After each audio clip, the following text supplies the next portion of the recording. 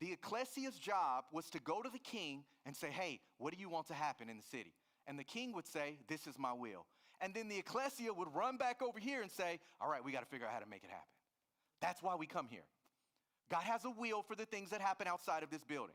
And when Dave is teaching us and when Dave is growing us, he's bringing God's will for us into our lives. And then we run back to our workplaces, we run back to our jobs, we run back to our families, and we say, Lord, I want your will in all these places. I want your thoughts in all these places. I want your desires in all these places. That's who we are. This whole concept of us being separated from the culture and the nation and the systems is foolishness. And I'll stand with any man who wants to go to the text and prove it to me, because it's nonsense.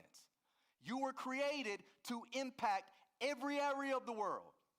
And the king has no limitations on how he's going to use you to influence. So I was sitting here, I wish my cousin Stella was here. Last week, when we leave here, we go home and we jump off into Bible conversations.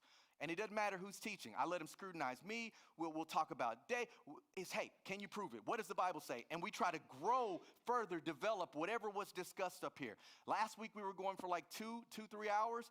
And my cousin was from Congo. She was here. And so because we were talking about citizenship, it was this awesome conversation. And as she was talking, I began to realize, like, I don't even know what it means to be an American citizen. I have so many benefits that I am totally and completely unaware of. I don't know the value of what I've been gifted. I did nothing to earn American citizenship. Being born is not a work, right? And if it was, it had nothing to do with me, right? That was all daddy, mommy, and Jesus at that point, right? And so I don't know the value of American citizenship. And so I went online and I started to look up all of these people and the things that they will do to get here. This is actually some people who were found in the ocean. Has anybody ever been to the ocean? Who's taken a cruise? Has anybody taken a cruise? In the ocean.